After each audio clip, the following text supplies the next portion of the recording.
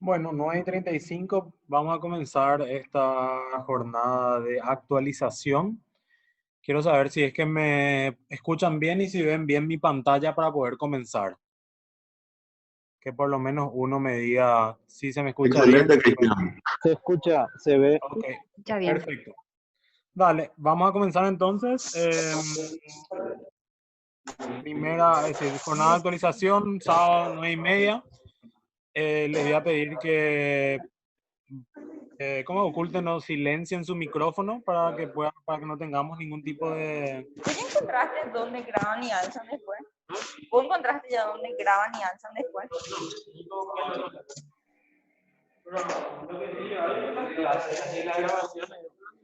para que hay algún ¿Podrían, por favor, silenciar sus micrófonos para poder dar inicio? Creo que hay algún lugar que yo puedo silenciar a...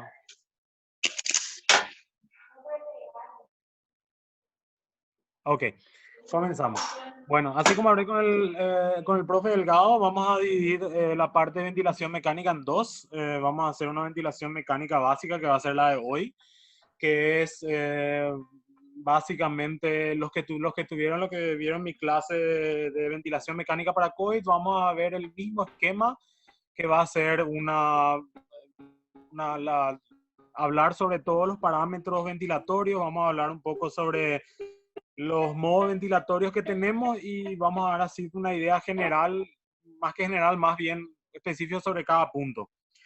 La segunda clase de ventilación mecánica va a ser, bueno, no avanzada, va a ser un poco, vamos a llamarle específica, donde vamos a hablar sobre ventajas y desventajas de lo que sería ventilar con flujo mínimo, flujo eh, alto, y la otra sería también, es decir, no la otra, sino en esa misma clase vamos a hablar un poco más de las curvas, los bucles que se ven en las máquinas de anestesia, y también hablar más específico sobre una ventilación mecánica guiada más hacia, por ejemplo, pacientes con EPOC, pacientes con obesidad, y hablar un poco sobre los modos ventilatorios en lo que sería la unidad de la unidad de terapia la unidad de terapia postquirúrgica. Entonces, comenzamos la clase de ventilación mecánica básica y como primer punto,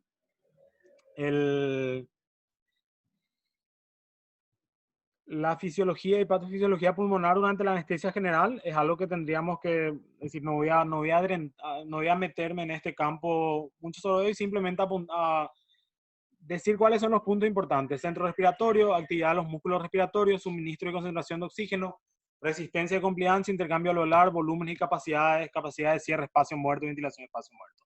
Esos serían los principales puntos que nosotros, como estudiamos en fisiología en la facultad o seguimos leyendo, serían los puntos importantes a saber de fisiopatología y fisiología pulmonar para poder entender más lo que sería la ventilación mecánica. Pero eso vamos a dejar de lado y continuamos. Entonces, como primer punto, cito porque a mí me gusta citar más los estudios clínicos más actualizados, los últimos artículos que tenemos que se basan las guías a nivel internacional. Esta guía, es decir, las guías europeas básicamente se basan en estos artículos. Uno de los principales artículos que salió en el 2015, que si ustedes ven, es decir, el Pelosi P, que es muy amigo de este Balinotti, que hablamos en la ventilación mecánica de COVID, son dos italianos que hacen mucho la parte de ventilación mecánica. Ellos hicieron un artículo muy lindo, que ahí, si quieren, les paso el DOI, para leer que los modos de ventilación mecánica dentro de la cirugía, dentro de la anestesia, dentro del intraoperatorio, que son vamos a llamarle un lindo artículo para leer. Y ahí donde dice que la ventilación mecánica hoy en día es un procedimiento altamente técnico y complejo que ofrece varias posibilidades de configuración y parámetros, que con la ayuda de los cuales tienen en cuenta los requisitos específicos individuales de cada paciente.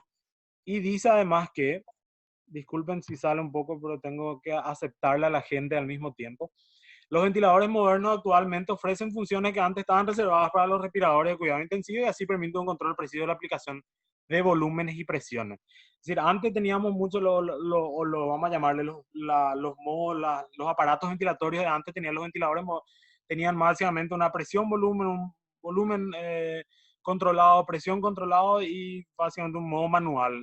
Los ventiladores más modernos hoy en día ya tienen, ¿cómo se dice? Funciones que utilizan los ventiladores de terapia intensiva, más de un asistido controlado, sincronizado y otros modos. Eso vamos a dejar más adelante, pero vamos a ir tocando simplemente para dar inicio. Entonces, dentro de la ventilación mecánica básica, vamos a comenzar con los distintos parámetros. Y el primer parámetro que vamos a hablar es la concentración expiratoria de oxígeno. Siempre basándonos en lo que dicen las guías, siempre basándonos en lo que dicen los artículos, los últimos artículos. Y hablando de la concentración de inspiración de oxígeno, el primer punto que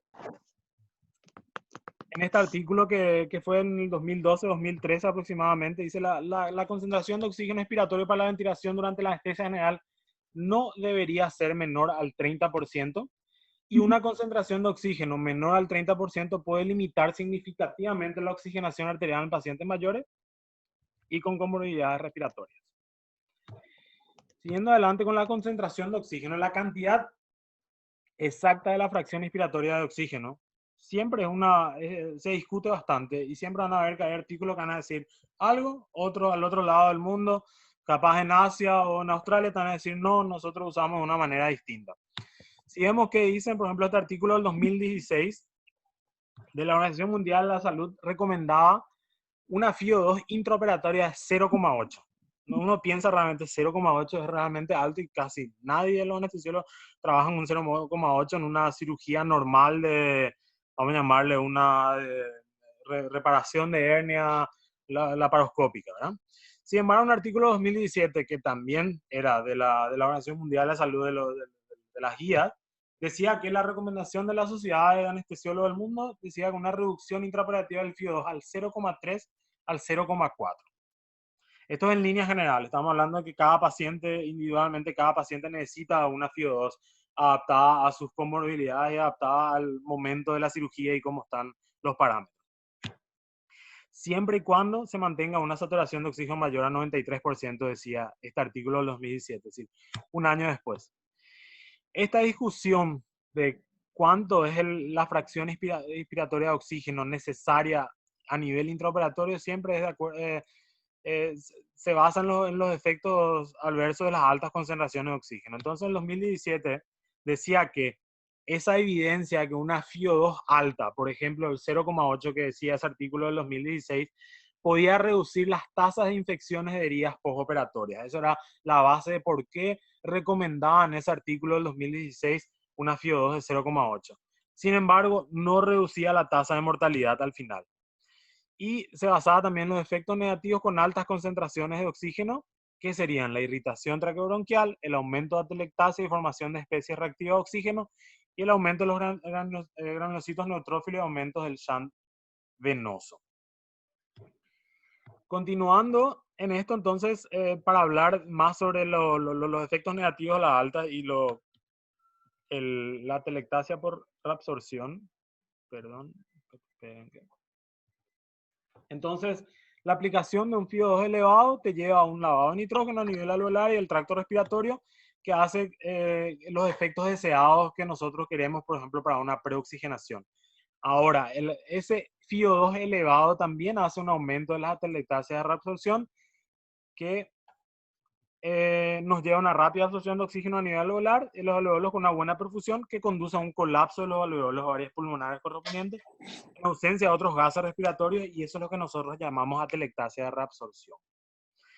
Entonces, continuando hablando, y en este artículo del 2016, donde decía también tiempo para reconsiderar la preoxigenación, nosotros tenemos que ver, ok, una cosa es el tiempo, la preoxigenación que nosotros necesitamos y otra es la FiO2 necesaria a nivel intraoperatorio. Cuando nosotros hablamos de una preoxigenación necesaria, este artículo decía que realizar una preoxigenación con un FiO2 reducido del 0,8 en lugar de 1,0 solo acorta ligeramente el tiempo de tolerancia a apnea, pero al mismo tiempo previene efectivamente la atelectasia de recepción. Entonces, nosotros tenemos que dividir la FiO2 necesaria intraoperatoria y la FiO2 necesaria para una preoxigenación. Una cosa totalmente distinta a través de la preoxigenación sería un paciente que llega para operarse una hernia programada laparoscópica, una vesícula programada laparoscópica, a diferencia de un paciente de 70 años postoperado de un cáncer de colon que hace una dehiscencia, entra con un abdomen agudo y tiene un abdomen agudo, ¿verdad? Entonces, son cosas distintas. Esta preoxigenación que habla este artículo 2010 de reducir al 0.8 se recomienda en, obviamente, pacientes que entran en una, que entran para cirugías programadas y que no tienen tampoco tantas complicaciones pulmonares. Continuando, y vamos a ir hablando sobre la toxicidad de oxígeno. Discúlpenme un poco que estoy yendo de lo intraoperatorio a la preoxigenación. El suministro, para entender todo junto, el suministro a altas concentraciones de oxígeno expiratorio, llamémosle mayor al 60%, durante un periodo prolongado de días a semanas puede tener efectos adversos en los pulmones y la respiración. Llámese aumento de la formación de especies reactivas de oxígeno y la activación de granulocitos neutrófilos, como habíamos visto, de la toxicidad de oxígeno. También la vasodilatación pulmonar con alteración en la distribución de la perfusión de ventilación, un aumento del shunt intrapulmonar, traqueobronquitis aguda, deterioro del clínis mucociliar, un daño alveolar difuso y a altas dosis y a días y semanas puede llevar a un síndrome de estrés respiratorio agudo. Entonces, cuando el oxígeno mayor al 60%, la toxicidad parece aumentar exponencialmente según los artículos que estábamos viendo. Esto lleva a, llamémosle, un oxígeno mayor al 60%, toxicidad aumenta exponencialmente. Oxígeno debajo del 60%, en caso de comorbilidades pulmonares, no se puede excluir el daño pulmonar, pero no detectar incluso con ventilación duración en semanas. Sin embargo, una FiO2 entre el 30 y el 40% está visto que no causa daños pulmonares bajo condiciones anestésicas.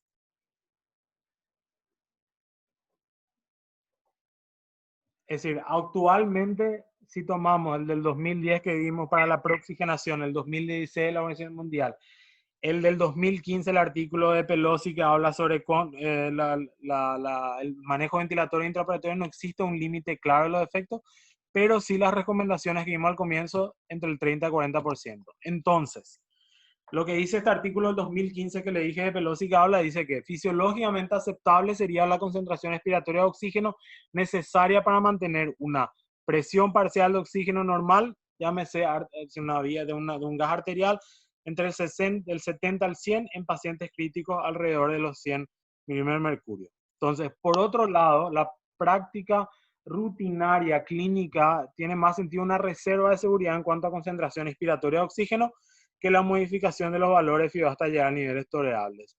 Por eso era que al comienzo, si vieron el que yo puse al costado, que decía que la sociedad de anestesiólogos recomendaba entre el 30 a 40% para tener una seguridad, es decir, una reserva de seguridad de oxígeno, porque está visto que menores de 30% en FiO2 no es aceptable intraoperatorio, 30 a 40% es lo que se recomienda, mayor al 60% entramos en la toxicidad de oxígeno, pero obviamente fisiológicamente aceptable, una presión parcial de oxígeno de 70 a 100, la única manera es haciendo una vía arterial y haciendo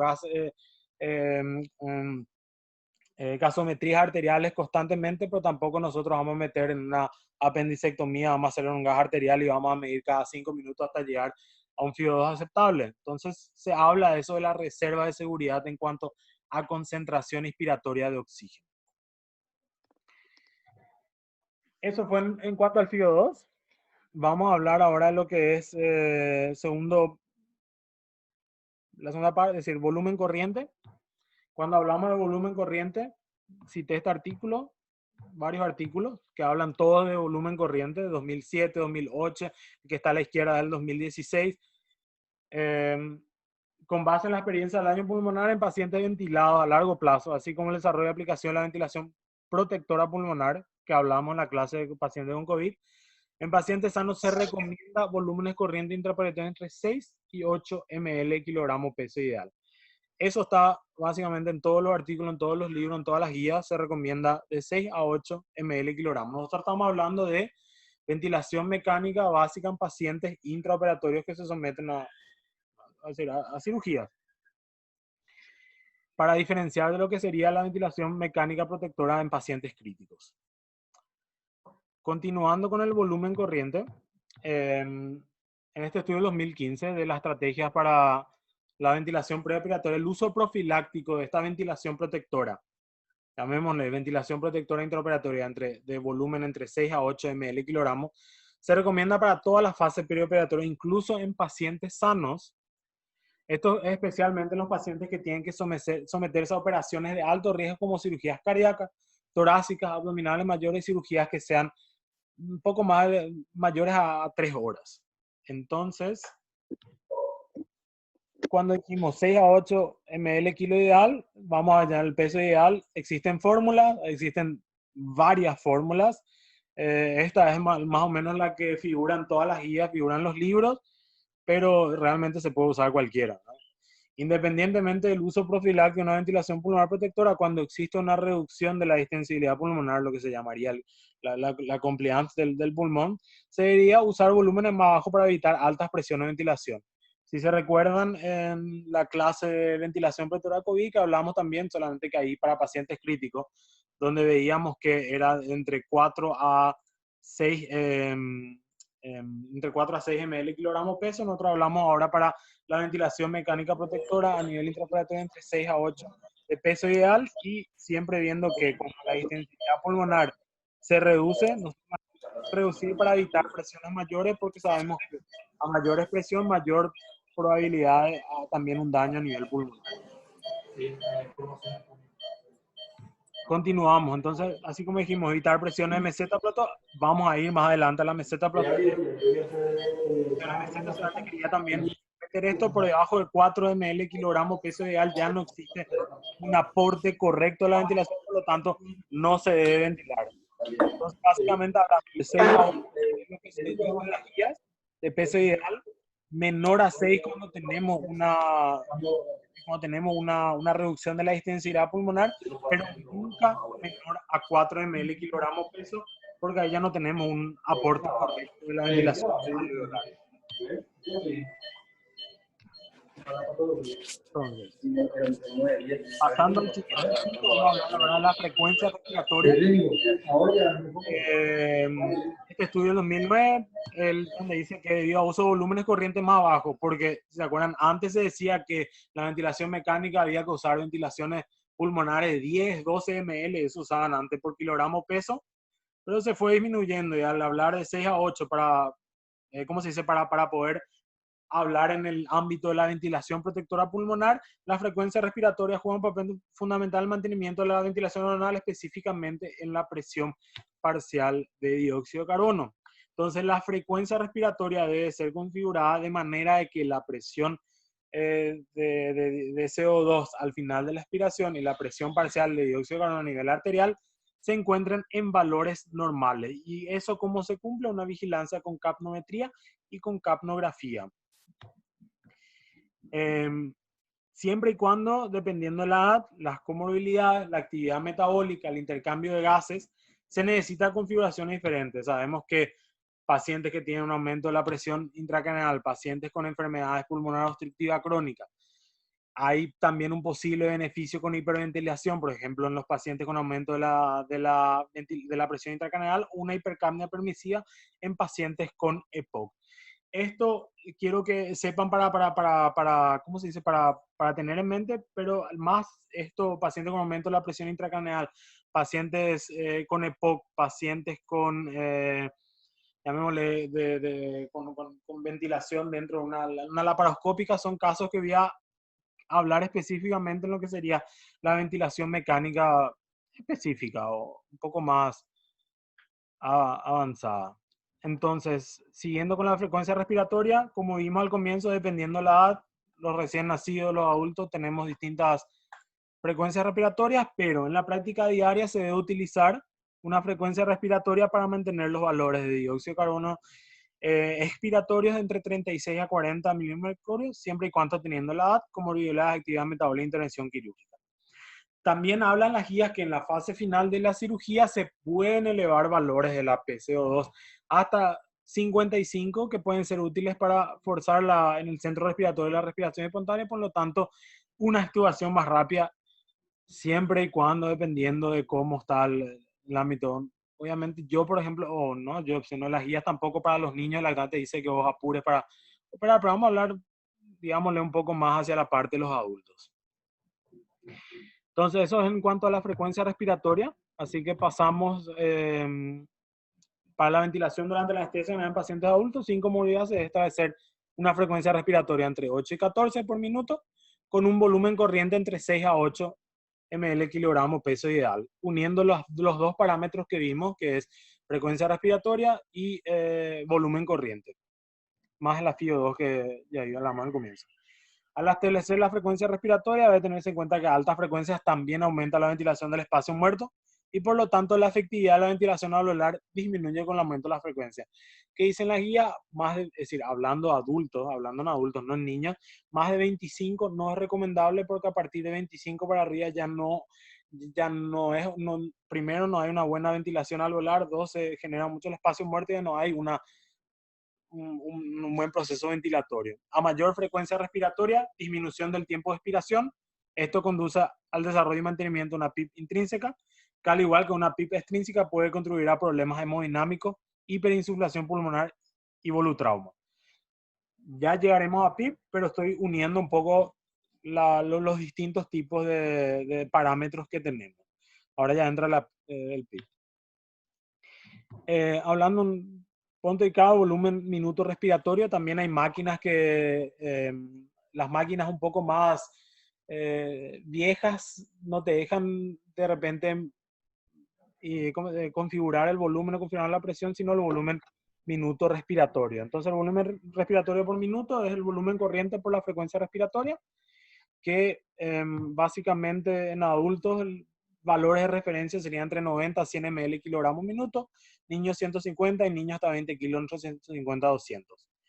Durante la anestesia general, el metabolismo de los pacientes puede disminuir en un 30%. Para evitar la hiperventilación severa se recomienda, hay guías europeas que recomiendan reducir el volumen minuto respiratorio después de las 2 horas de anestesia. Simplemente una pequeña diapositiva de lo que fue el volumen minuto. Y ahora vamos a hablar de lo que son las presiones en la vía aérea.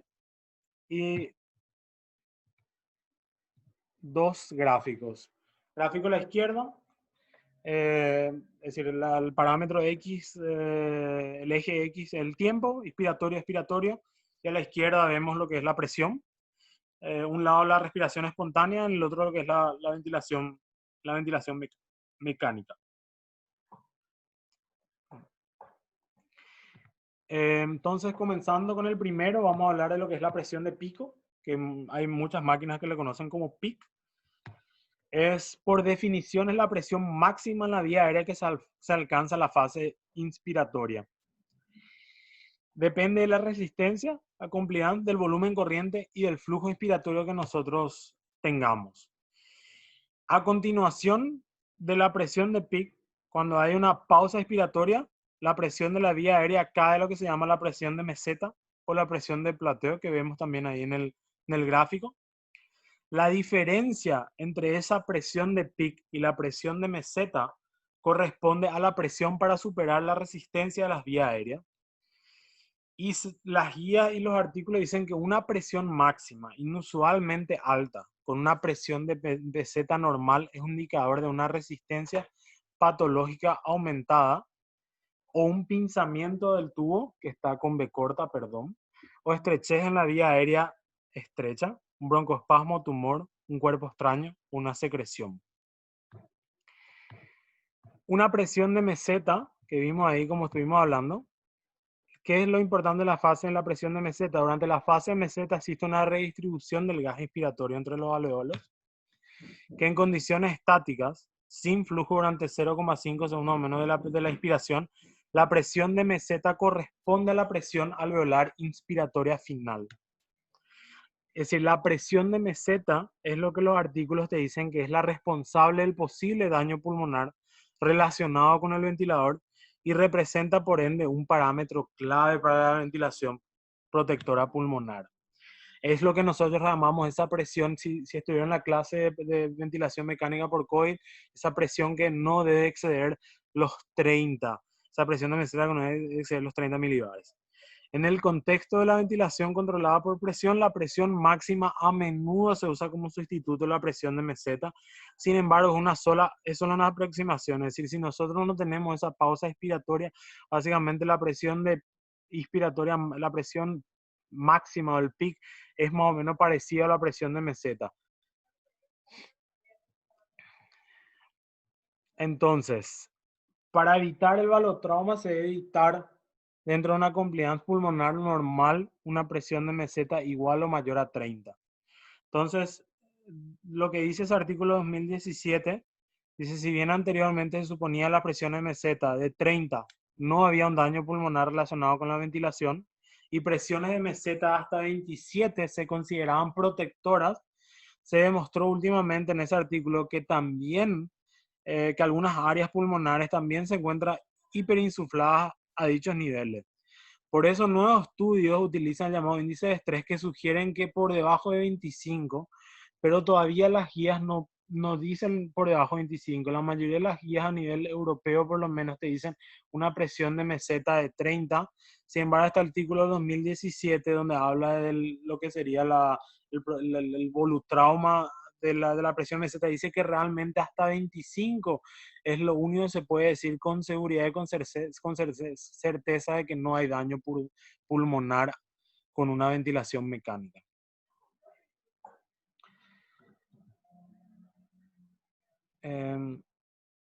La presión media de las vías aéreas es la presión media durante el ciclo respiratorio. Hay máquinas que te calculan la presión en la vía, en media en las vías aéreas, no muchas, pero te dice que es el correlativo con la ventilación alveolar, la oxigenación, los efectos secundarios hemodinámicos de la ventilación y la incidencia de barotrauma.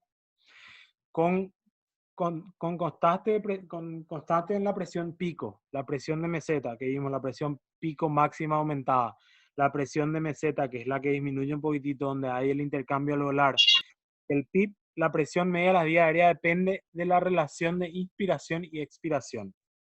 En el caso de que nosotros tengamos pacientes con un daño pulmonar, el aumento de la presión en las vías aéreas puede mejorar la ventilación alveolar y por ende la oxigenación. ¿Cuáles son estos factores que aumentan la presión en las vías aéreas? Un aumento del volumen, la presión media en la vía aérea, un aumento del volumen corriente, un aumento de la frecuencia respiratoria con disminución del tiempo de expiración, un aumento en la relación entre la inspiración y expiración y un alargamiento del plató expiratorio y un aumento en el PIB. Entonces hablamos que teníamos entre las presiones, hablamos del FIO2, hablamos del volumen corriente, la frecuencia, hablamos de lo que es el PIC, la presión de meseta, la presión en la vía media en las vías aéreas y el volumen minuto respiratorio.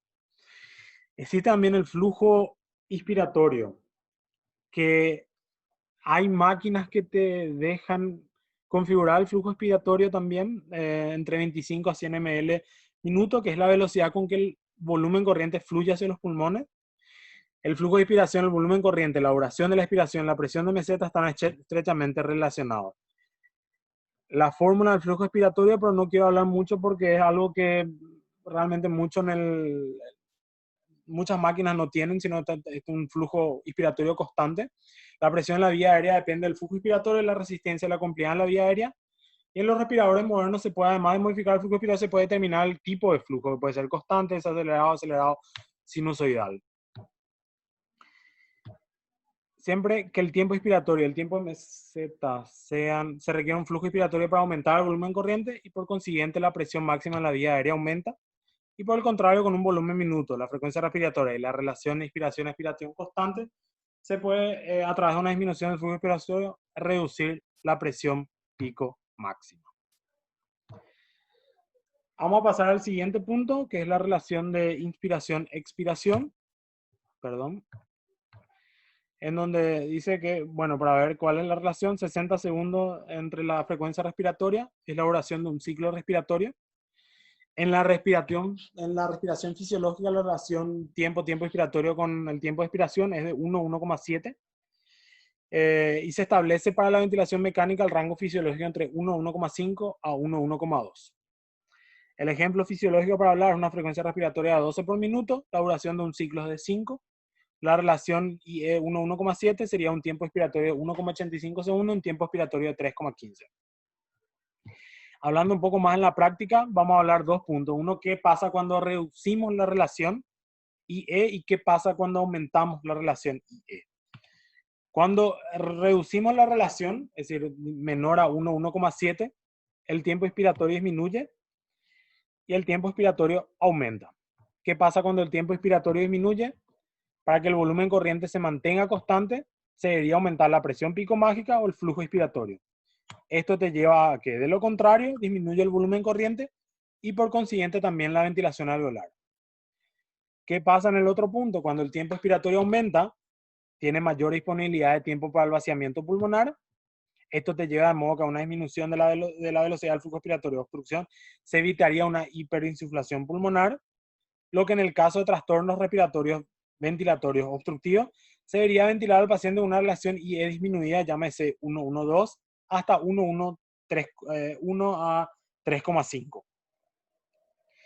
En el otro caso de que aumentamos la relación IE, tenemos dos puntos. El tiempo inspiratorio aumenta y el tiempo expiratorio disminuye. En el tiempo inspiratorio que disminuye conduce a una expiración incompleta con una hiperinsuflación dinámica pulmonar y un aumento del PIB intrínseco. Esto te lleva a una posible disminución de la presión arterial y el gasto cardíaco por aumento del PIB intrínseco más tu propio PIB que vos tenías en la máquina. En el otro punto, si el tiempo inspiratorio aumenta para que el volumen corriente se mantenga constante, existe mayor tiempo disponible. Por lo tanto, la presión pico máxima o el flujo inspiratorio puede ser disminuido, lo que nos lleva a que si el flujo inspiratorio o la presión se mantienen constante, existe un aumento del volumen corriente, por lo tanto una mejor distribución de los gases respiratorios y un aumento de la ventilación alveolar. Entonces, en compliance disminuida y trastornos graves de la oxigenación, se debería ventilar con una relación IE aumentada, llámese 1 a 1, perdón, ese no es 1,5, sino que es 1,5 a 1,1.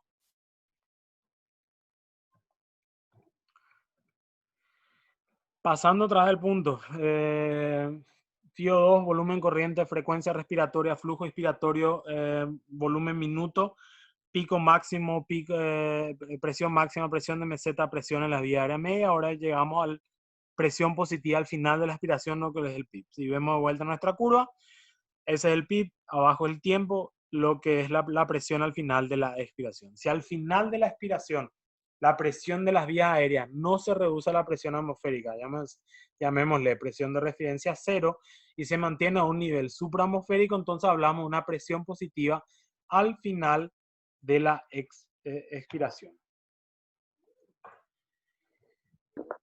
El objetivo principal del PIB es el aumento de la capacidad funcional residual y la optimización de la oxigenación. Y acá quiero otra vez partir de que vamos a hablar de lo que sería el PIB a nivel intraoperatorio, que difiere otra vez un poco de lo que sería el PIB ideal en pacientes críticos en una terapia intensiva. Son dos conceptos un poquito diferentes.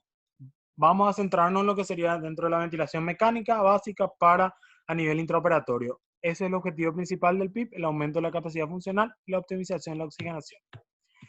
Entonces, en este estudio del 2009, donde explica bastante bien lo que pasa con el PIB a nivel de la ventilación mecánica, resumí en un gráfico, espero que entiendan porque puede parecer un poco extraño. ¿Qué pasa? Dentro de una anestesia general lo que pasa es que disminuye la capacidad funcional residual. Esta disminución de la capacidad residual, es decir, ¿qué hace el PIB? El PIB intenta compensar este efecto, es decir, nosotros intentamos compensar con el PIB este efecto de la anestesia general de la disminución de la capacidad funcional residual. Esta compensación a través del PIB te lleva a consecuencia del sucesivo aumento a consecuencia del sucesivo aumento de la capacidad funcional residual, hay una disminución de atelectasia, es decir, con el PIB hay una disminución de atelectasia y mejoramiento de la compliance.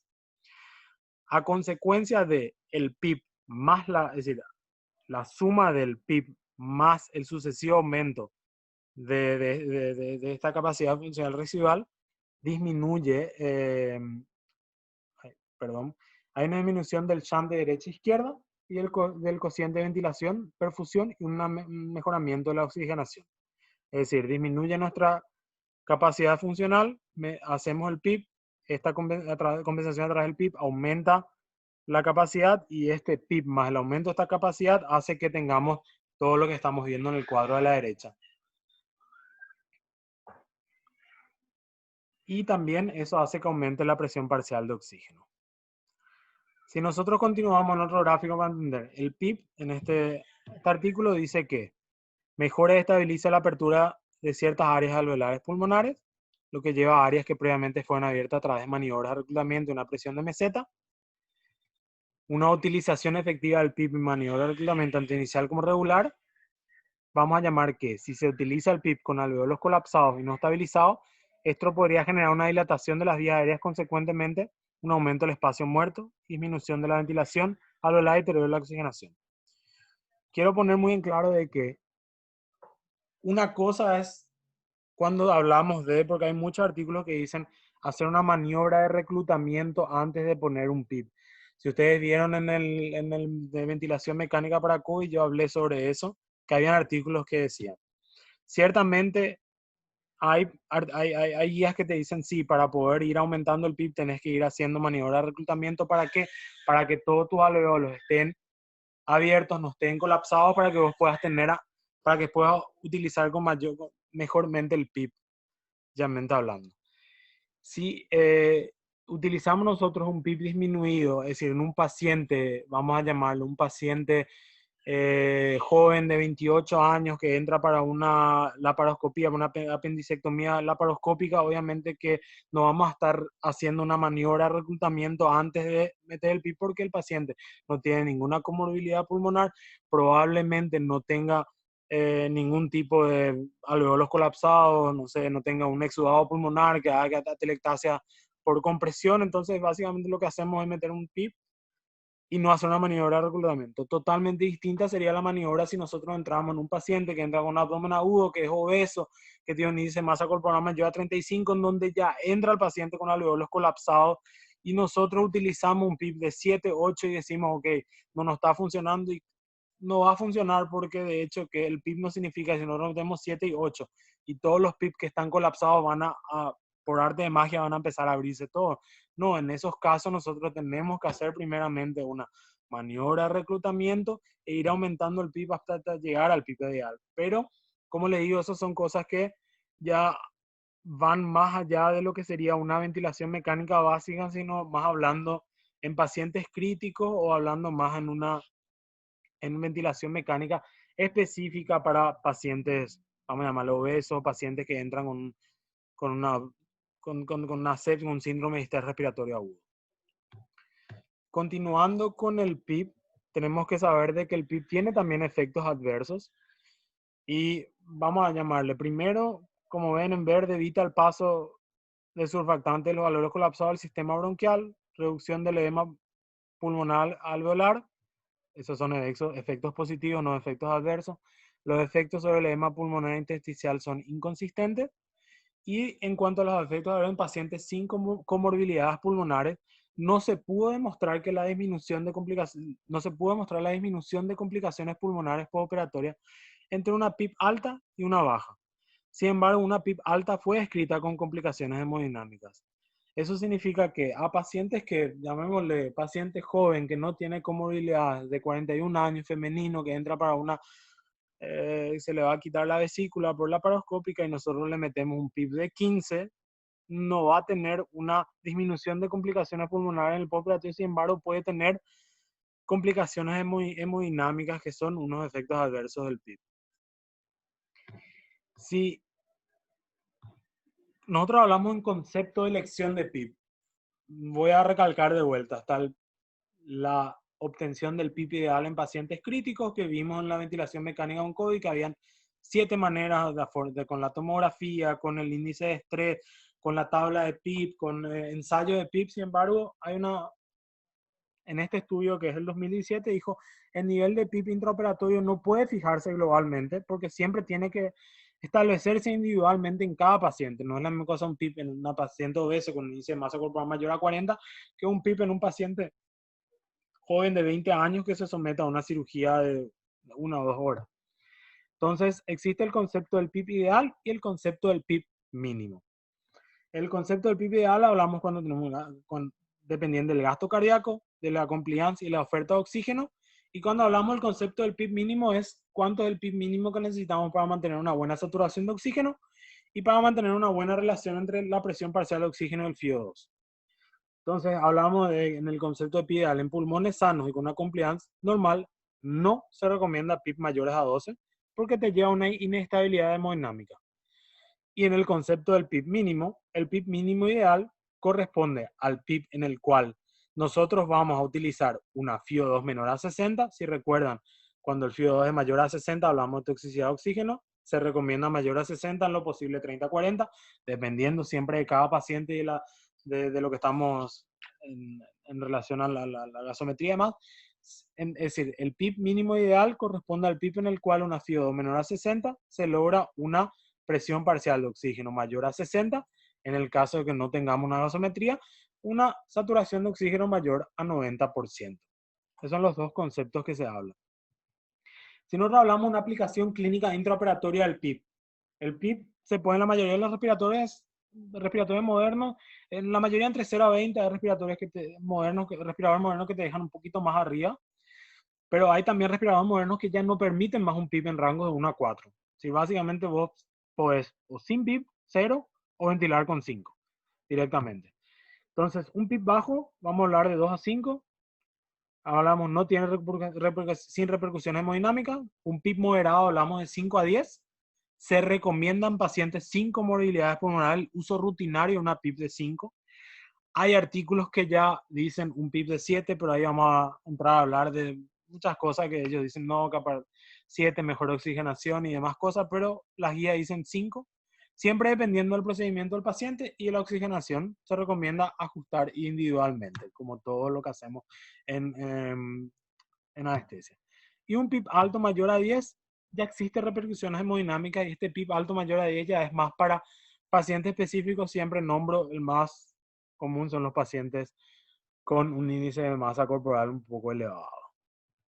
Entonces, como vimos de vuelta, este es el artículo que dije al comienzo, se recomienda una PIB moderada alta de 7 a 10 en cirugías mayores a 3.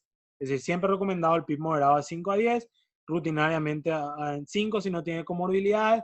Cuando ya hablamos de intervenciones laparoscópicas, en posición de tren de Lemur, paciente con índice de masa corporal elevado, cirugía mayor a 3 ya recomendamos un PIB un poco más alto de 7 a 10. Y en pacientes con trastorno de la función pulmonar se recomiendan niveles de PIB más elevados. Y cuando ya hablamos de nivel de PIB más elevado, ya tenemos que hablar del PIB ideal, ya hablamos en pacientes críticos, ya hablamos en otros tipos de formas de configurar el PIB ideal. Esto es más o menos en estos dos artículos de 2015, cómo es la aplicación clínica a nivel intraoperatorio del PIB. Continuando. No muchas guías hablan, pero sí tenemos que saber lo que es el radio impreso, la presión de distensión. Que el parámetro de presión de distensión es una variable mecánica pulmonar del área de la insuficiencia pulmonar aguda y se calcula a partir del cociente de volumen corriente aplicado y la compliance del sistema respiratorio. En la insuficiencia respiratoria aguda, el volumen pulmonar funcional es más pequeño del que se predice con el peso ideal, por lo tanto son volúmenes corrientes más elevados. En la interpretación de la presión de conducción como un índice de baño pulmonar funcional es predictor de una letalidad del síndrome de distrés respiratorio. Simplemente quise nombrar para que ustedes tengan que la presión de distensión no debería ser mayor a 15 en el síndrome de distrés respiratorio agudo. En aplicaciones clínicas o guías dicen que para intraoperatoriamente, si el paciente no tiene comorbilidades, no tendría que superar los 20. Básicamente hablando, el del tapeo, la presión de distensión sería la diferencia entre la presión que tenemos de meseta y la presión al final de la expiratoria, el PIB, la presión al final de la expiración. Es decir, PIB de 5, en un síndrome no tendría que ser nuestra presión de meseta mayor a 20, o en paciente normal no tendría que ser mayor a 25. Si nosotros tenemos realmente pacientes con una buena compliance, realmente no necesitamos ni hablar del TAPE porque básicamente tenemos un PIB de 5 o 7 y tenemos una presión de 12 o 14 y el paciente logra su volumen corriente ideal de acuerdo a su peso. Entonces, si hablamos una ventilación durante la anestesia general, los respiradores modernos de anestesia, además de modos clásicos, volumen, control o presión, el modo de ventilación que antes estaba solamente para los ventiladores de terapia intensiva. Hay guías que dicen que si no es necesaria la relajación muscular continua, existen respiradores modernos que permiten un modo de respiración espontánea asistida intraoperatoria. Entonces, simplemente vamos a decir que la optimización de la ventilación intraoperatoria puede reducir la incidencia de complicaciones pulmonares postoperatorias. ¿Cómo reducimos? Poniendo en claro todos los parámetros que estuvimos hablando, de FiO2, de volumen corriente, de frecuencia respiratoria, de presión, de PIB, de delta P y de volumen minuto corriente, a lo que dicen las guías o lo que están recomendadas dentro de la práctica clínica. Entonces vamos a hablar de lo que es el volumen, la ventilación controlada por volumen, que es básicamente el modo ventilatorio que más se utiliza en todas partes del mundo, diría yo. La ventilación controlada por volumen es la forma de ventilación corriente, es la forma de ventilación en la cual el volumen minuto se obtiene configurando el volumen corriente deseado y la frecuencia respiratoria. Es decir, el volumen corriente se aplica con un flujo respiratorio constante, dependiendo de la resistencia y la distensibilidad, la variable resultante de la presión máxima en la vía aérea, y aparatos modernos que permiten la medición de la compliance a través de una pausa expiratoria y la presión máxima y la presión de meseta. Entonces, si nosotros vemos, a la izquierda tenemos lo que serían los tres gráficos principales de presión, flujo y volumen. A la izquierda tenemos controlada por volumen, a la derecha controlada por presión. Vemos que el primero, que es la curva de presión, abajo tenemos la curva de flujo, que es un flujo expiratorio constante, el cuadrado, y básicamente los gráficos que vimos son todos en la ventilación controlada por volumen de presión. Entonces, la ventilación controlada por volumen está disponible en todas las máquinas modernas de anestesia y es la forma de ventilación utilizada, la forma de ventilación en la cirugía más, es decir, es la forma de ventilación más utilizada en toda la cirugía. Se considera un modo seguro porque el volumen minuto establecido está garantizado. Esto es particularmente útil en procedimientos donde existe cambio en la distensibilidad, por ejemplo, en procedimientos de Trendelenburg, cirugías laparoscópicas o intervenciones abdominales mayores donde tenemos 3, 4 cirujanos, en los cuales los ayudantes ponen su codo, aumenta la presión abdominal, quita su codo, se mueven y aumenta, disminuye la presión a nivel abdominal. Y si tenemos un modo controlado por volumen, es decir, la máquina va hasta encargar y va a modificar la presión con la cual entra el volumen para que entre un volumen constante. ¿Cuáles son las configuraciones? Frecuencia respiratoria, PIP, volumen corriente basado en un peso ideal, un flujo expiratorio más una pausa expiratoria, dependiendo del equipo. Muchos equipos no tienen esta opción, y una relación IE. Entonces vamos a dar un ejemplo. Paciente masculino, 65 kilogramos, sin comorbilidades. El volumen corriente de 450 a 600, de 6 a 8, frecuencia respiratoria de 12, volumen minuto de 4.500 a 6.000 ml minuto, un PIP de 5 mínimamente y una IE de 1 a 2, llámese 1,6 segundos de expiración de 3,3 y un flujo expiratorio de 3 litros por minuto, pausa expiratoria de 10 en el tiempo expiratorio, si es que tenemos un flujo expiratorio. Esto es una configuración ideal.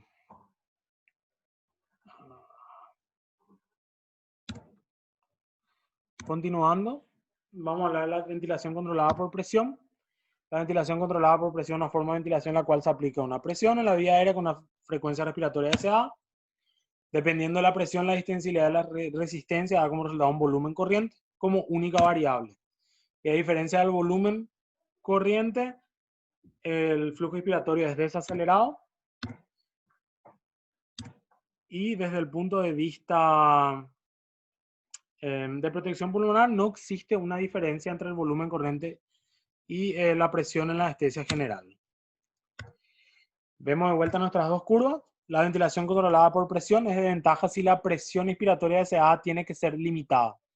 Eso es, por ejemplo, en ventilación con máscara de laringe, donde decimos necesitamos un tubo laringeo, o tubo sin CAF en niños, o en el contexto de un síndrome de estrés respiratorio agudo. Son los clásicos ejemplos donde nosotros sería mejor una ventilación controlada por presión. Si vemos en ámbito científico, de artículo de recomendación, en cuanto a ventilación protectora pulmonar, en cuanto a complicaciones pulmonares en el postoperatorio, en cuanto a mortalidad no existe una diferencia entre una ventilación controlada por volumen y una ventilación controlada por presión. Podemos usar cualquiera de los dos. Los ejemplos es en cuanto a presión, es lo que acabo de citar, pero básicamente a nivel mundial la ventilación controlada por volumen es la que más se utiliza por el hecho de que tenés garantizado ese volumen respiratorio minuto que vos configuraste. En cuanto a la configuración por presión, tenemos la frecuencia respiratoria, el PIP, presión inspiratoria, relación IE, y hay máquinas que te dan la opción de la rampa expiratoria, que da entre 0,2 y 0,3 segundos, que sería ahí en el flujo inspiratorio para hacer más un flujo, una presión más fisiológica, vamos a llamarlo. Entre pacientes masculinos de 75 kilogramos sin comorbilidades, vamos a un ejemplo, la presión expiratoria entre 2 a 15 milibares sobre el PIB, objetivo 450 a 600 ml, frecuencia respiratoria de 12, volumen minuto 400 a 600, un PIB de 5, relación 1 a 2 como con la de volumen, una rampa expiratoria de 0,2. Estamos hablando de un paciente totalmente normal, sin comorbilidades, una anestesia general con una intubación y algo nada mayor a 3 horas y cirugías abdominales mayores. Como todos los ventiladores tienen presión, tiene por volumen, también tiene una presión manual, ¿verdad? En los respiradores tiene el modo de ventilación manual, que todos sabemos es la bolsa respiratoria. Todos conocemos esa ventilación manual. La compresión manual, el volumen pulmonar, la frecuencia respiratoria, el flujo expiratorio, y todo depende del anestesiólogo, depende de la mano de cada uno. Es una ventilación sensible, arbitraria, y se puede utilizar para evitar picos de presión de repente. Y también tenemos la ventilación espontánea. Hay máquinas de anestesia modernas que tienen la ventilación espontánea. Y vamos a hablar de espontánea sin soporte ventilatorio y espontánea con soporte ventilatorio. Por ejemplo, intervenciones quirúrgicas menores, sedaciones profundas con o sin anestesia regional, fase de recuperación, una seguridad de la respiración espontánea con o sin soporte ventilatorio. Por ejemplo, una espontánea sin soporte ventilatorio para una preoxigenación, válvula de APL abierta con una presión leve entre 3 a 5, bolsa de ventilación manual llena con flujo de gas fresco, lo que puede ser una molestia a veces para el paciente, teletasia, edema. Hacia el otro lado, lo que yo le quería hablar es la espontánea con soporte ventilatorio, que a veces van a ver en las máquinas que se llaman ASB, el PSB o el sincronizado. Son básicamente manual, es decir, existe un trigger para explicar dos triggers, por presión o por flujo. Eso significa que cuando vos pasás, por ejemplo, al clásico que es el PSB, las máquinas modernas te dan dos opciones, de que la máquina o de que el paciente cuando respira espontáneamente y llega a cierta presión o llega a cierto flujo, por ejemplo, lo que en la mayoría de las máquinas tienen flujo, por ejemplo, entre 0,2 0,5 litros por minuto, cuando el paciente llega a ese flujo que vos configuraste, se activa un volumen preseleccionado en lo que sería una presión preseleccionada en lo que es el PSB y hace que aumente la presión. Voy a tratar de explicar mejor porque creo que ni yo me estoy entendiendo mucho. Cuando vos, al final de una cirugía, vamos a llamarle, el paciente, el cirujano, o te da el ejemplo clásico que dan los libros. Termina la cirugía, el cirujano está haciendo piel, el paciente ya no está más relajado y existe la opción de poner al paciente en PSB. Entonces se pasa a PSB y vos tenés ciertas configuraciones, que sería la presión por encima del PIB y tenés el trigger, que sería tipo el gatillo. Hay de presión, hay de flujo, la mayoría es de flujo. Si nosotros disminuimos ese trigger, ese gatillo de flujo a 0,2, significa que cuando el paciente haga un mínimo esfuerzo inspiratorio, que haga una pequeña respiración que llegue a 0,2 litros por minuto, la máquina le va a ayudar y va a, vamos a decirle, a empujar o a meter con esa presión preseleccionada. Normalmente es de 10 a 12 milibares, le va a ayudar al paciente para que él pueda llegar al volumen minuto, al volumen corriente que se necesita. A medida que el paciente va respirando espontáneamente con mayor volumen y con mayor frecuencia, uno puede ir aumentando el flujo y disminuyendo la presión preseleccionada. Porque si nosotros dejamos esa presión preseleccionada 12 a 14, el volumen corriente va a aumentar a 700, 800. Es decir, es simplemente para que el paciente vaya espontanizando y no de esa manera espontánea de simplemente mandar al espontáneo, quitar o abrir el APL, ¿cómo es? La válvula APL y que el paciente respire lo que sea. Esto es una forma más elegante, no es algo obligatorio, sino que es una forma más elegante. Se dice que cuando el paciente respira espontáneamente con un TRIGA de 3 litros por minuto y cuando hay una presión preseleccionada menor a 8, el paciente está espontáneamente, ¿cómo se diría? Tipo perfecto o adecuadamente para una extubación. Es simplemente una forma más elegante que ciertas máquinas modernas tienen. Yo sinceramente no sé si es que nuestras máquinas ahí tienen algunas, creo que vi una de las Pemlon que tenía, pero todavía no probé y no sé exactamente cuáles son los parámetros que tiene. Entonces, eso era lo que yo les quería hablar sobre la ventilación mecánica básica. Es una generalidad en cuanto a todos los tipos de parámetros que tenemos, los dos principales modos ventilatorios, la ventilación espontánea y la ventilación manual. Si tienen algunas preguntas, algún comentario, ahora porque esta fue la última diapositiva. Hola Cristian, ¿cómo estás? ¿Qué tal, profe? ¿Cómo estás? Súper bien. Primeramente, felicitarte por la excelente charla. Me pareció muy práctica, muy interesante. Y justamente esto nos estimula, creo, a seguir un poco leyendo e ir aumentando nuestro campo de conocimiento en esta área que es muy nuestra.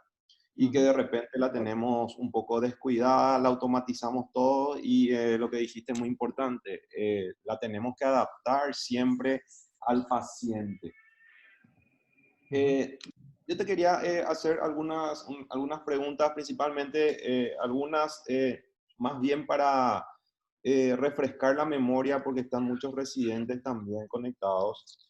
¿Qué, ¿Qué tenemos que hacer cuando en el contexto de una cirugía nuestra presión plató se está aumentando? Primero, ¿qué criterios diagnósticos podía yo tener? ¿Qué hipótesis diagnóstica? Y de acuerdo a eso, ¿cómo debería actuar? Así protocolizadamente en ese contexto. Segundo, no sé si te tiro todo ya de una o... Sí, no hay problema, tirame una de uno. Segundo es... ¿Cómo yo debo de realizar una maniobra de reclutamiento alveolar en forma adecuada? Y la tercera es la pausa inspiratoria, la modificación de las mismas. ¿Qué implicancia podría tener, verdad, en el contexto? ¿Puedo yo ir modificando la pausa inspiratoria en algún tipo de situación? Entonces, esas tres preguntas te quiero poner a disposición. Sí. Voy a comenzar con la primera pregunta que me dijiste cuando va aumentando la presión a nivel, cuando va aumentando la presión de meseta, ¿verdad? En ciertos casos, vamos a llamarle que, viste que siempre es más paciente orientado. Y vamos a poner un ejemplo. Cirugía laparoscópica, el paciente, los cirujanos necesitan una mayor presión a nivel, es decir, aumentan la presión de lo que sea el gas de dióxido de carbono y aumentan que tendría que ser una laparoscopia entre 10 a 13, aumentan a 14, a 15, a 16. Obviamente va a hacer que aumente nuestra presión intraabdominal, va a presionar nuestro, va a ir presionando más nuestro pulmón y vamos a tener que ir aumentando nuestra presión de meseta para poder compensar nuestro volumen corriente. Esa es una opción clásica que tenemos que ver, no siempre se da, pero en este caso podemos aumentar, pero hasta cierto punto. Siempre tenemos que tener en cuenta de que nuestra presión de plató que dijimos tendría que ser 30. 30 tenía que ser nuestro máximo. Si llegamos a 30, en ciertas situaciones, ok, podemos decir paciente sin comorbilidades, que es joven, podemos ir un poquitito más para poder ir ventilando más al paciente y que pueda disminuir la presión parcial de dióxido de carbono. Pero en ciertos casos donde pacientes que ya tienen ciertas comorbilidades, que son obesos, tienen problemas pulmonares, más en ese caso tendríamos que hablar con el cirujano y ir disminuyendo la presión que ellos configuran a nivel de su laparoscopía, porque tanto vamos a ir teniendo problemas a nivel pulmonar. Existen otros casos que también pueden ir de aumento de la presión de meseta, que serían pacientes, vamos a llamarle otro ejemplo, paciente postoperado de un colon que tuvo una anastomosis, una dehiscencia, entra por un febril estado, un abdomen agudo. Le hacemos la anestesia general, entramos, metemos el tubo y vemos que necesitamos, está muy difícil ventilar, necesitamos PIP elevado para poder mejorar la oxigenación y aparte del PIP elevado necesitamos traer una presión de meseta. Entonces estamos hablando de que el paciente ya está entrando en un cuadro séptico en donde ya pasamos a un cuadro más allá más de un cuadro, una sepsis y un problema pulmonar de un síndrome de distrés.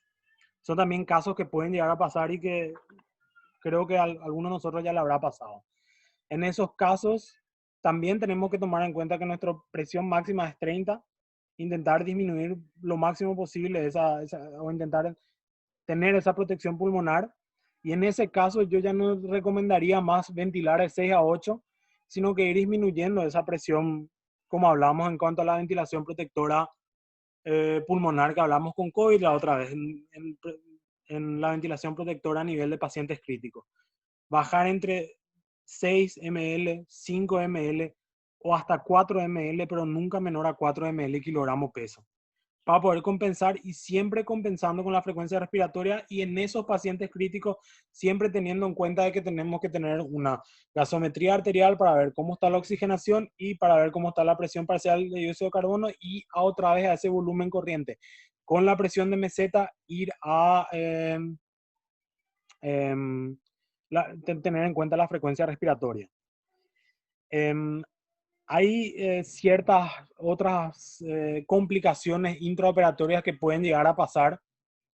No sé, llamémosle que estamos en una cirugía abdominal en donde empezamos a tener no solamente un problema de tu aumento de tu PIB, sino una desaturación, vamos a tener una taquicardia, vamos a tener una complicación hemodinámica donde tenemos que pensar, qué raro, ponemos baja tu saturación de oxígeno, aumenta tu aumenta tu frecuencia cardíaca, disminuye tu presión, hemodinámicamente se te empieza a estabilizar el paciente, necesitas más presión para meter al paciente, más presión PIC para poder ventilar al paciente, agarramos un estetoscopio, vemos y un lado del pulmón, por ejemplo, no está ventilado, tenemos por ciertas cosas intraoperatorias un neumotor a nivel intraoperatorio, por ejemplo. Básicamente no hay dentro de nuestra presión mucho no tenemos que hacer, sino que es intentar mantener lo menor posible para no aumentar tanto nuestra presión para no dañar al otro pulmón que está ventilando, si es que está el otro pulmón que no sea un neumotor a nivel bilateral que va a ser una catástrofe. Y simplemente es, vamos a llamarle, aumentar o poner un tubo de drenaje pleural de parte de los cirujanos para que pueda compensar eso, para que nosotros podamos volver a tener una ventilación mecánica adecuada. Esos son los tres ejemplos que se me ocurre ahora básicamente en lo que sería la presión de PIB. Voy a pasar a la segunda pregunta del profesor, que es cómo hacemos una maniobra de reclutamiento adecuado.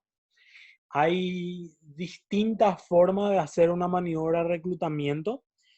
A mí particularmente me gusta si ustedes, muchos a ver si recuerdan un gráfico, puedo en un ratito, si me disculpan, creo que tengo abierto el COVID para poder explicar con gráfico, que es mucho mejor. En donde este es creo que es de un estudio de la Universidad de Barcelona, ¿para qué me estoy yendo así? En donde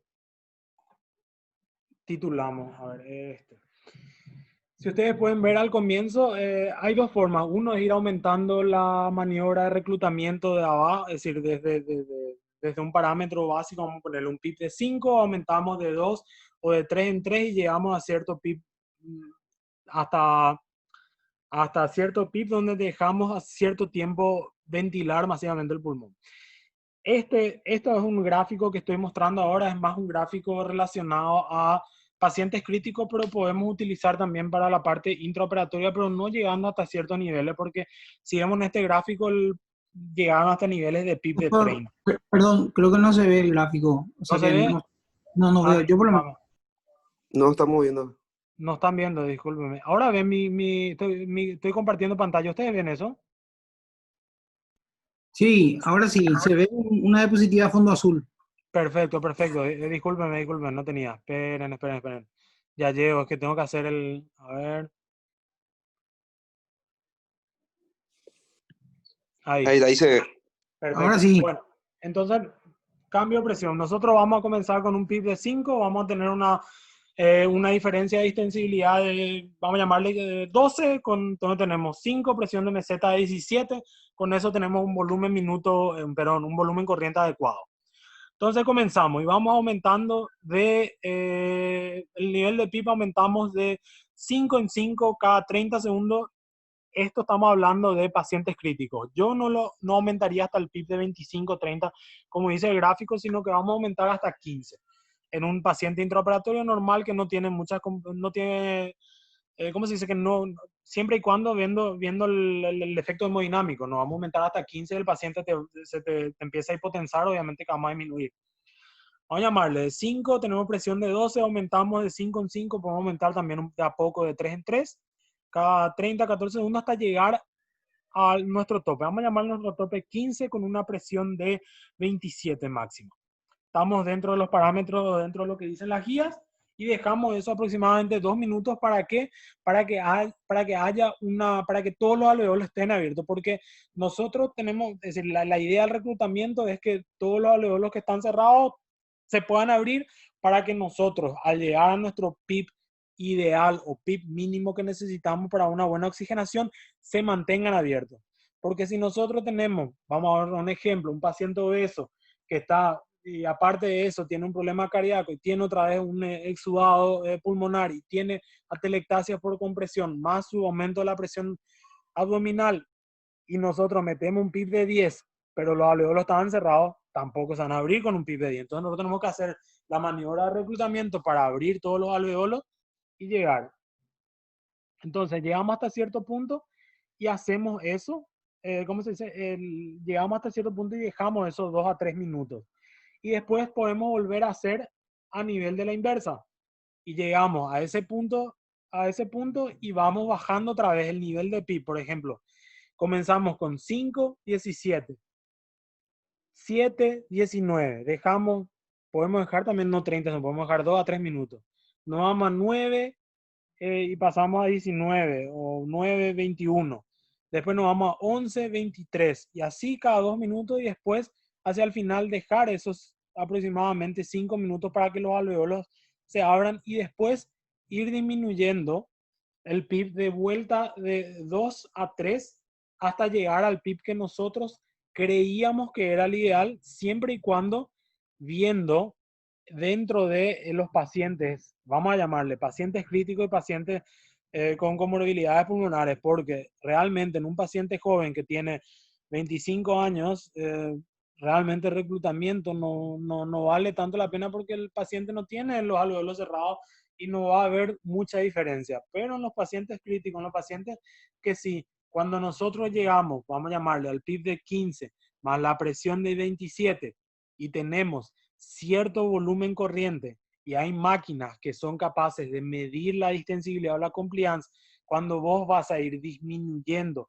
de 2 en 2 o de 3 en 3 el PIB, vas a ver de que tu compliance que te mide va a ir o aumentando o disminuyendo, y se dice que para pacientes críticos, o está escrito que cuando uno tiene esa mejor distensibilidad calculada y esa menor ese mejor volumen corriente, vamos a tener nuestro PIB ideal o PIB PIB ideal para una buena saturación o para una buena oxigenación. Hay muchos gráficos que dicen que cuando uno va a un PIB de 25, en este caso como gráfico 30, con una presión máxima de 40-42, ¿qué pasa? Vas a tener una hiperinsuflación a nivel pulmonar, eso hace que tengas una mala ventilación alveolar, entonces tendrías que tener una disminución de tu distensibilidad o compliance en la máquina respiratoria, que se traduce en ¿qué? En una disminución de tu volumen corriente. A medida que vos vas disminuyendo voy a mostrar con este gráfico, perdón. A medida que vos vas disminuyendo el PIB, si ustedes ven en el gráfico que cuando vas hacia abajo, hacia la parte izquierda, y vas disminuyendo el PIB, va a llegar un punto en donde tus alveolos van a estar no colapsados, todos abiertos, pero cuando tu PIB baja de ese 5, vas a entrar otra vez en la fase en donde tu compliance va a ser disminuida y tu volumen corriente va a ser totalmente más bajo. Entonces, si ustedes ven el gráfico, vamos a hablar, no sé si ustedes, ahora un poco, disculpen. Ahí si ven mi mouse, mi ratón, en esta zona sería el área donde vamos a tener un PIB de 0, un PIB de 3, un mal PIB, vamos a tener mucha atelectasia por compresión, no vamos a tener una buena ventilación. Acá tendríamos que tener un volumen corriente de 150-200. Vamos a llamarle 75 años con un problema de síndrome de estrés respiratorio. En este caso, al otro lado de la curva, vamos a tener todos los alveolos bien abiertos con una hiperinsuflación y de vuelta vamos a tener un volumen corriente disminuido. ¿Por qué? Porque tenemos una hiperinsuflación. Entonces, lo que nosotros tenemos que tener como objetivo es este punto medio, y para eso tenemos que hacer una maniobra de reclutamiento, abrir los alveolos e ir bajando el PIB y titular el PIB en el medio para tener nuestro volumen corriente adecuado.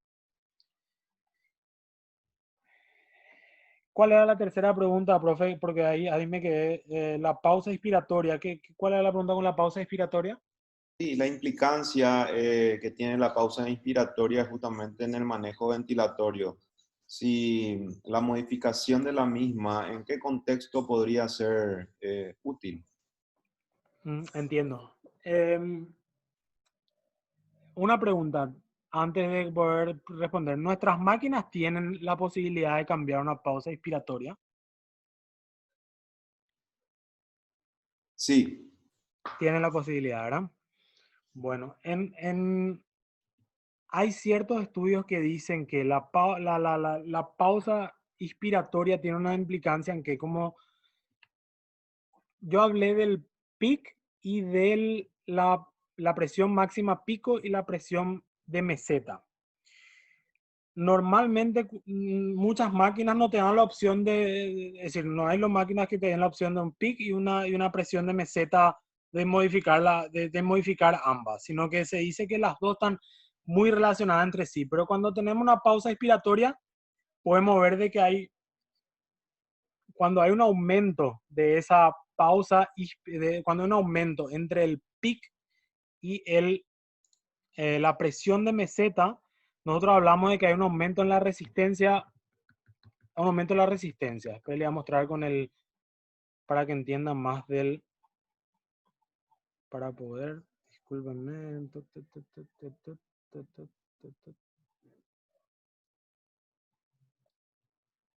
Acá. Entonces, la implicancia que nosotros tenemos, si nosotros aumentamos esa pausa expiratoria. Al aumentar la pausa expiratoria, nosotros vemos que tenemos un pic muy elevado. No, hay máquinas que te dicen el pic de, qué sé yo, 30 y un pic de una presión de meseta de 28. Entonces, cuando nosotros tenemos una presión máxima inusualmente alta, con una presión de meseta normal, te dice que es un indicador de una resistencia patológica aumentada. Y eso significa, por ejemplo, un pinzamiento del tubo, que vuelvo a repetir, disculpen cuando me corta, una estrechez de la vía aérea, por ejemplo, un broncoespasmo, un tumor y un cuerpo extraño. Para poder reconocer eso, yo me gustaría más explicar con gráficos donde nosotros vamos a poder ver eso. Existen máquinas que te hacen también, si ya vieron esos bucles de presión y volumen donde se puede explicar mejor. Y si me permití, jefe, para la siguiente clase de ventilación mecánica más específica, voy a hablar mejor con los gráficos sobre esta pausa inspiratoria para no hablar y hablar y hablar y no poder explicar con un gráfico para poder entender. Pero básicamente la implicancia se da en este contexto que yo expliqué en esta presión de pico. Si es que se entiende lo que estoy diciendo. Sí, muchas gracias. La verdad que es algo que no manejamos mucho, no modificamos Sí. mucho, tampoco tenemos, pero como tocaste ese punto, Sí. nada más quería saber Sí, con te respecto a entiendo eso. y te prometo que para la clase de la ventilación mecánica específica vamos a hablar para mostrarle con gráficos, porque si no es muy abstracto si empiezo a aplicar solamente con palabras. Así como mostré la parte de los gráficos del PI para poder, de la maniobra de reclutamiento, porque a veces hablando, yo sé que de repente yo capaz entienda lo que estoy diciendo, usted también, hay gente me va a entender, pero yo no sé si los residentes me van a entender hablando así. Sería mejor mostrar más, ¿cómo se diría? Tipo, no teóricamente, sino prácticamente. Y tengo unas cuantas ideas para la siguiente clase para poder explicar de forma práctica. Ya, perfecto, muchas gracias. No Sí. sé si alguien más quiere hacer alguna pregunta, algún comentario, doctor Mesa.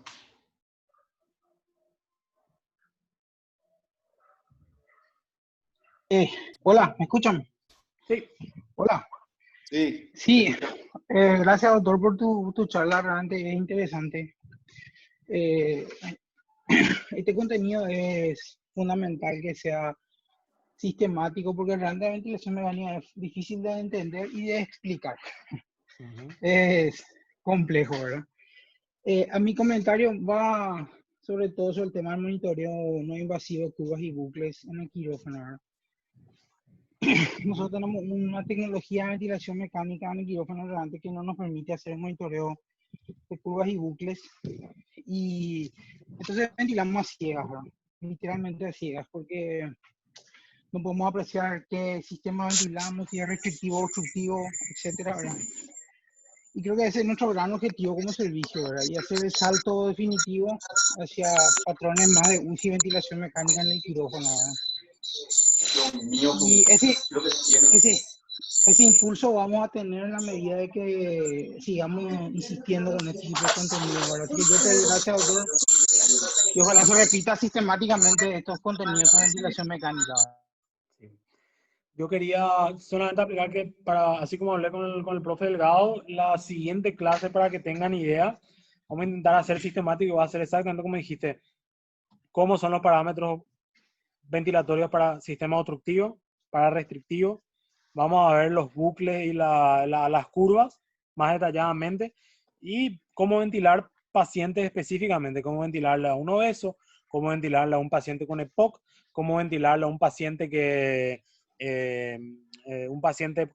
entra para una laparoscópica y hacer así sistemáticamente y ver punto por punto.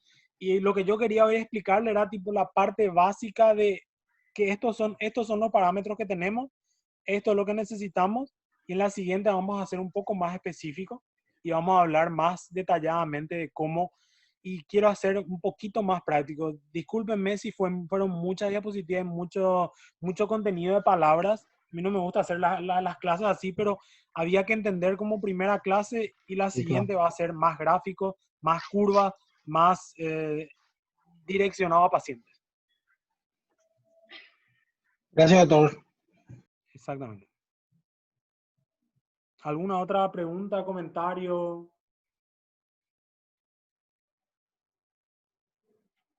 ¿Cuánto tiempo? Estamos 10:54. Si nadie tiene ninguna pregunta más, creo que vamos a dar por terminada la clase y muchísimas gracias a todos los participantes y un tema muy interesante. Siempre estoy abierto a todas las preguntas. Cuando tienen cualquier pregunta, cualquier cosa que mañana o pasado mañana digan, no, sabes que algo se me olvidó preguntar, estoy en los grupos, le pueden preguntar a la gente, yo no tengo ningún problema a cualquier hora si es que puedo responder esa pregunta, de responder. Muchas gracias, doctor. Hasta la próxima. Excelente, hasta la próxima. Chao, chao. Ya, hasta Gracias, luego. jefe.